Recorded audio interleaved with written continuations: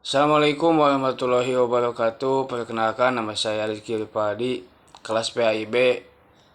Di sini saya akan menjelaskan tentang konsep dasar kurikulum. Yang pertama, pengertian kurikulum. Pengertian kurikulum secara umum, kurikulum adalah seperangkat rencana dan pengaturan mengenai tujuan, isi, bahan ajar, serta penyampaian yang digunakan sebagai panduan dalam proses pembelajaran di sekolah. Menurut Hildata, kurikulum merupakan rancangan pembelajaran yang disusun secara sistematis untuk mencapai tujuan pendidikan. Sementara itu, menurut Rapley Taylor, kurikulum mencakup seluruh pengalaman belajar yang dirancang oleh sekolah untuk mencapai hasil belajar yang diinginkan, yang dirancang oleh sekolah untuk mencapai hasil yang sesuai apa yang diinginkan.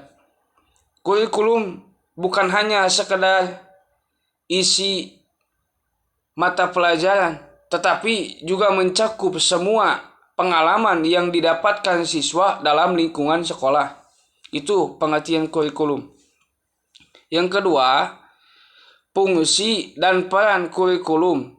Fungsi bagi sekolah yang bersangkutan adalah fungsi kurikulum bagi sekolah yang bersangkutan terdiri dari dua, yakni pertama, sebagai alat untuk mencapai tujuan pendidikan yang ingin dicapai. Kedua, kurikulum dapat dijadikan sebagai pedoman untuk mengatur kegiatan pendidikan yang dilaksanakan oleh sekolah. Fungsi sekolah tingkat tinggi di atasnya kurikulum dapat berfungsi sebagai pengontrol dan pemelihara. Dengan mengetahui kurikulum sekolah pada tingkat tertentu, maka kurikulum sekolah di tingkat di atasnya mesti mengadakan penyesuaian. Yang ketiga, fungsi bagi masyarakat.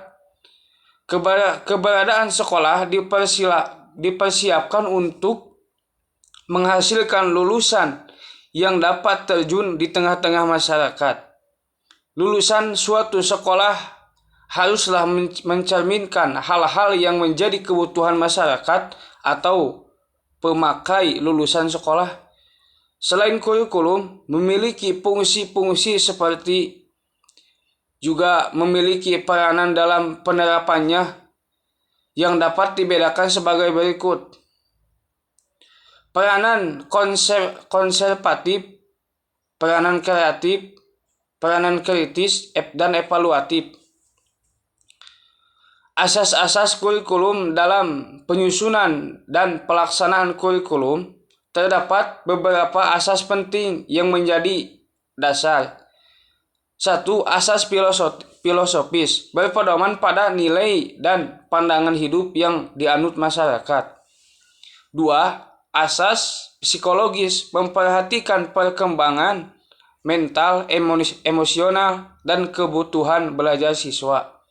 Yang ketiga, asas sosiologis, menyesuaikan pembelajaran dengan tuntutan sosial dan perkembangan zaman.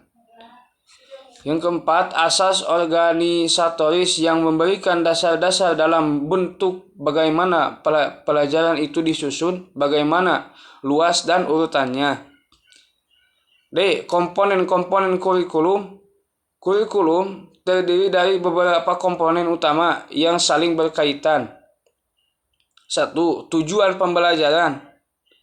Sasaran utamanya adalah akhir yang ingin dicapai dalam proses pendidikan.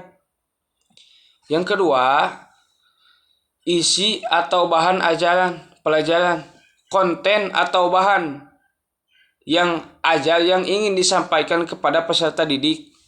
Yang ketiga, proses belajar mengajar, teknik dan pendekatan yang digunakan guru dalam proses pembelajaran.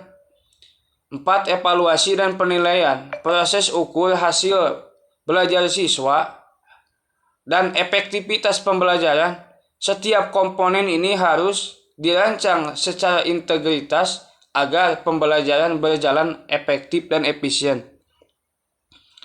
Yang selanjutnya, struktur kurikulum. Dalam organisasi kurikulum terdapat dua struktur yang antara satu dengan yang lainnya saling berkaitan. Kedua struktur tersebut adalah struktur horizontal dan struktur vertikal. Satu, struktur horizontal. Dalam organisasi kurikulum berhubungan dengan masalah pengorganisasian atau penyusunan bahan pelajaran ke dalam pola atau bentuk tertentu yang mesti disampaikan kepada anak didik. Yang kedua, struktur vertikal berhubungan dengan masalah sistem-sistem pelaksanaan kurikulum sekolah, yakni apakah kurikulum tersebut diajarkan dengan sistem kelas atau tanpa kelas, sistem unit waktu yang dipergunakan, dan masalah pembagian waktu masing-masing bidang studi pada tiap tingkat. Jadi sebagai kesimpulan, kurikulum merupakan panduan utama dalam proses pendidikan yang mencakup tujuan, isi, strategi, dan evaluasi pembelajaran dengan asas yang jelas dan komponen yang terstruktur. Kurikulum berfungsi mengarahkan pembelajaran agar sesuai dengan kebutuhan individu, masyarakat, dan perkembangan zaman. Demikian pemaparan yang dapat saya jelaskan mengenai konsep dasar kurikulum. Mohon maaf bila ada kesalahan dan kekurangan.